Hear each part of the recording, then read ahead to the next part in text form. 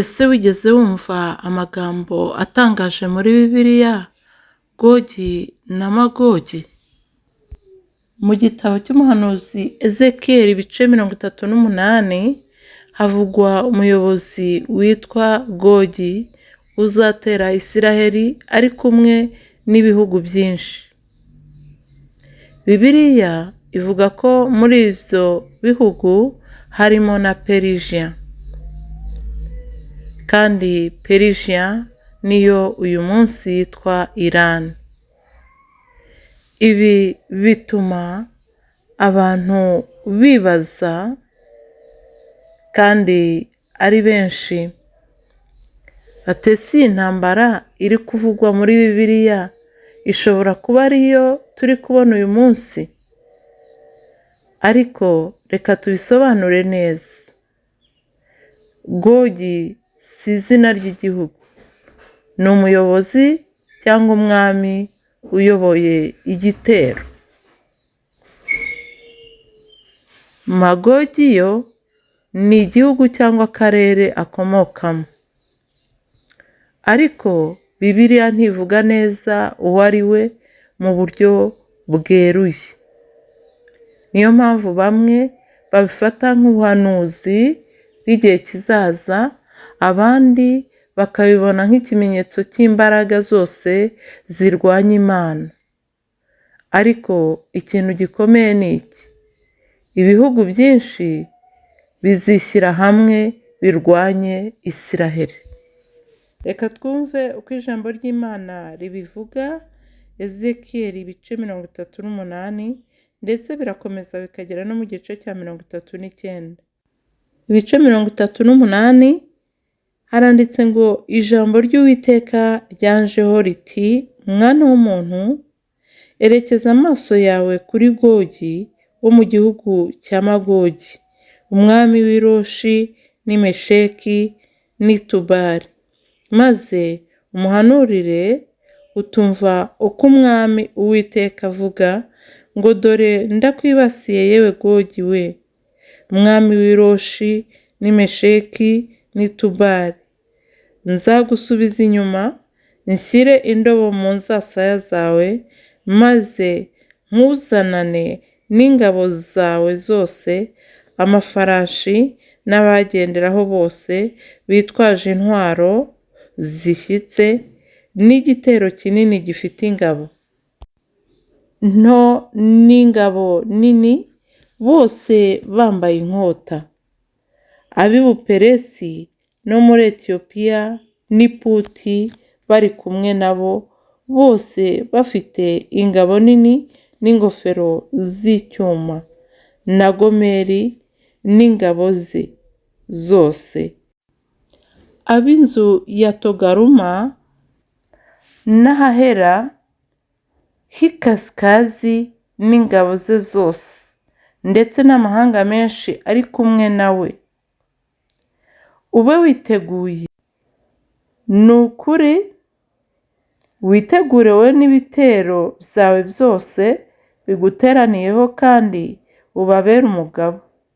Iminsi myinshi nishira, uzagendererwa mu myaka y'iherezo, uzaza mu gihugu cyari cyaramazwe n'inkota, hanyuma kikagarurwa, kikababwamo n'ubwoko bwateranirijwe hamwe buvuye mu moko menshi, bukajya mu misozi ya Isiraheli yahoze ari amatongo, ariko bwazanywe buvanywe mu mahanga, kandi bazaba biraye bose uko bangana. Nawe uzazamuka uze umeze nk'umugaru, uzaba umeze nk'igicu gitwikira igihugu, wowe n'ingabo zawe zose n'amahanga menshi ari kumwe namwe. Uku niko umwami Uwiteka avuga ngo uwo munsi uzagira icyo wibwira, kandi uzagira imigambi mibi, maze uvuge uti ngiye kuzamuka ntere igihugu kirimo ibirorero bidafite inkike, ntungure abaguwe neza bari biraye bose uko bangana, batuye ahatari inkike z'amabuye, kandi nta myugariro ihari cyangwa amarembo, mbone uko nsahura nkajyana iminyago, kugira ngo uramburire ukuboko kwawe ku matongo yongeye guturwamo no ku bwoko bwateranirijwe hamwe buvuye mu mahanga, bukibonera amatungo n'ibintu kandi butuye mu isi hagati. Sheba na Dedani n'abagenza b'i Tarushishi n'imigunzu y'intare yaho yose bazakubaza bati, mbese uzanywe no gusahura? Igitero cyawe se wagiteranirije kuza kunyaga no gusahura ifeza n'izahabu, no gushorera amatungo n'ubutunzi, no kunyaga iminyago ikomeye? Nuko mwana w'umuntu, uhanure maze ubwire Gogi uti, umva uko Umwami Uwiteka avuga ngo, uwo munsi igihe ubwoko bwanjye Isiraheli uzaba bwiraye, mbese ntuzabimenya? Icyo gihe uzaza uvuye mu gihugu cyawe ahahera h'ikasikazi, wowe n'amahanga menshi ari kumwe nawe, bose bagendera ku mafarashi, igitero kinini n'ingabo nyinshi, maze uzazamuka utere ubwoko bwanjye Isiraheli umeze nk'igicu gitwikira igihugu. Ku minsi y'imperuka nzatuma utera igihugu cyanjye, kugira ngo amahanga akurizeho kumenya igihe nziyerekanira muri wowe imbere yabo ko ndi uwera, yewe Gogi we. Uku niko Umwami Uwiteka avuga ngo, mbese ni wowe uwo navugaga kera cyane, mvugiye mu bagaragu banjye b'abahanuzi ba Isiraheli, bahanuye mu myaka myinshi icyo gihe yuko ari wowe nzohereza kubatera? Uwo munsi igihe Gogi azatera igihugu cya Isiraheli, uburakari bwanjye buzatunguka mu maso hanjye, niko Umwami Uwiteka avuga, kuko navuganye ifuhe ryanjye n'umuriro w'uburakari bwanjye nti, ni ukuri uwo munsi hazaba igishyitsi gikomeye mu gihugu cya Isiraheli, gituma amafi yo mu nyanja n'ibisiga byo mu kirere n'inyamaswa zo mu ishyamba n'ibyikurura bikururuka hasi byose n'abantu bose bari ku isi bihinda umushyitsi imbere yanjye. Imisozi izubikwa, ahacuramye hatenguke, kandi inkike zose ziridukire hasi. Nzahamagaza inkota yo kumutera imusange mu misozi yanjye yose, niko Umwami Uwiteka avuga. Umuntu wese yuhire mwene se inkota. Nzamusohorezaho amateka yanjye, muteze indwara ya mugiga no kuva amaraso, kandi we n'ingabo ze n'amahanga menshi ari kumwe nawe, nzabamanurira imvura y'inkundura, mbateze amahindu manini y'urubura rukomeye n'umuriro n'amazuku. Uku niko nzagaragaza icyubahiro cyanjye no kwera kwanjye, kandi nzimenyekanisha imbere y'amahanga menshi, maze bamenye yuko ndi Uwiteka.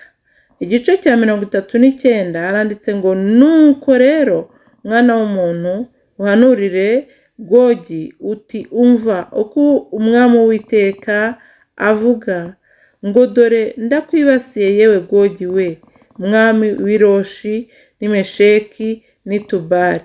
Nzagusubiza inyuma, ngushorerere, nkuzamure uturutse ahahera h'ikasikazi, nkugeze mu misozi ya Isiraheli. Umuheto wawe uri mu kuboko kwawe kw'ibumoso nzawugutesha, n'imyambi yawe iri mu kuboko kwawe kw'iburyo nyigushe hasi, uzagwa ku misozi ya Isiraheli wowe n'ingabo zawe n'amahanga. Dusomye amagambo menshi ariko dukwiriye gukuramo isomo rikomeye. Uyu munsi ushobora kwibaza niba ibiri kuba ari byo ibingibi ijambo ry'Imana rivuga cyangwa se niba ari iby'igihe kizaza, ariko iyo usesenguye neza usanga uyu Gogi azahaguruka mu gihugu cye ndetse n'abamugaragiye atere Isiraheli. Aho rero niyo Imana ivuze yuko izamwihesherezaho icyubahiro ndetse n'amahanga yose bazaba bari kumwe. Bisobanura ko Imana y'ubwayo izarwana nabo, ariko icyo gihe cyo kurwana nabo twebwe tuzaba tumeze gute? Aha niho tugomba kumenya ubwenge ndetse tukamenya icyo gukora, kuko ibi byose niba Uwiteka yaravuze, ikintu cyabihagarika cyonyine ni uko abantu bakwihana, abantu bakegera Imana, abantu bagaca bugufi imbere y'Imana, abantu bakareka kwishyira hejuru no kwikakaza no kugira bo batari bo, nuko tugakeza Imana kuko niyo muremyi w'ijuru n'isi. Ikintu tugomba kumenya cya mbere ni uko iyo Imana ivuze ijambo irarikurikirana kugeza risohoye.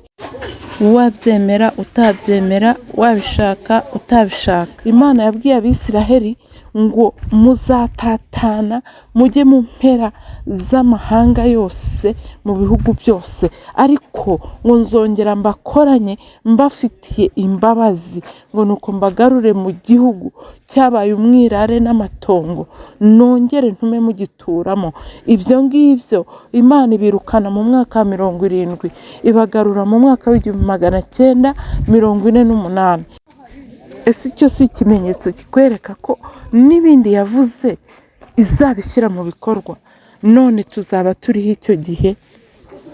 Ikintu abantu bagomba kumenya, kubera iki ibintu byanditswe bimaze imyaka ingana gutya bikazarinda bidusohoraho, twarabisomye, twarabyigishijwe, twarabibonye, igihe kikazagera bikadusohoraho kandi tubifite mu bitabo tubigendana. Kubera iki abantu batakwihana ngo bisubireho, biyinire, bagarukire Imana, izi ntambara zihagarara? Abantu bakamanika amaboko bakavuga bati yewe ndasesenguye nsanga ari njyewe Gogi wo mu gihugu cya Magogi, kandi ndi kwiteranyirizaho ingabo kugira ngo zizanshyigikire impangane na Isiraheli. None iri jambo niba ririho, kubera iki narishyira mu bikorwa kandi Imana inyereka ibizambaho ngeze muri Isiraheli? Ndetse Imana ikagaragaza n'uburyo isi yose izaba imeze muri icyo gihe cy'iyo ntambara. Ijambo ry'Imana ritubwira ko icyo gihe ibihugu byinshi bizishyira hamwe birwanye Isiraheli. Ariko se ibyo bizatsinda?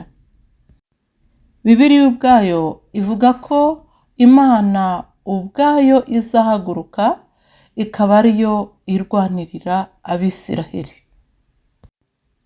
kandi n'izatsinda iyo ntambara.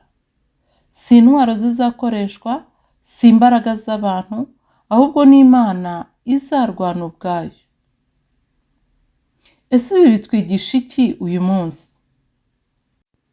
Mu gihe isi iri mu rungabangabo, ntidukwiriye gusa gukurikira amakuru, ahubwo dukwiriye gutekereza ubuzima bwacu imbere y'Imana, kuko niba ibi byaravuzwe kera bishobora no gusohora. None reka nkubaze, ese Gogi na Magogi ni abantu n'ibihugu by'uyu munsi cyangwa hari ibindi bizaza? None se wowe witeguye ibyo bihe? Niyo mpamvu dukwiriye gusenga no gutegura imitima yacu, kuko Bibiliya itwereka ko hari ibintu bikomeye bishobora kuba, ariko Imana ifite ijambo rya nyuma. Niyo mpamvu tubaye dusenze, Imana y'ubwayo ikabona turahindukiye isi yose ikayipfukamira, rwose Imana kwigarura ntago byayinanira.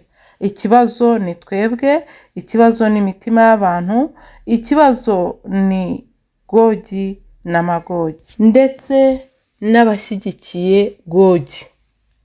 Ariko nagira ngo ngusigire ikibazo usigare utekerezaho. Ese ibi turi kubona ubu byaba bifitanye isano n'ibyahanuwe? Ariko umwanzuro ni uko udakwiriye gutinya, ahubwo ukwiriye kwegera Imana kurushaho, kandi niwegera Imana nkegera Imana n'abandi bakegera Imana, Imana ishobora kwibuza uburakari ndetse ibyo ntibigwirire isi, kuko igihe icyo ari cyo cyose byaba buri wese yabyumva kandi byamugiraho ingaruka nk'uko ijambo ry'Imana ryabivuze. Ni ngombwa rero ko dufatana urunana tukabirwanya twivuye inyuma.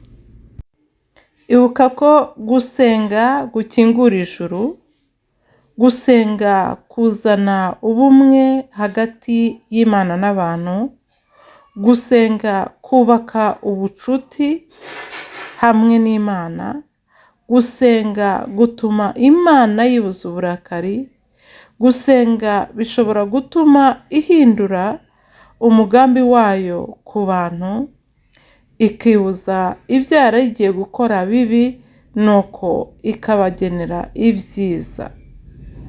Imana yacu itwigishe icyo gukora mu gihe nk'iki ngiki isi iri mu majune kandi iri mu rungabangabo. Murakoze, Imana ibahe umugisha.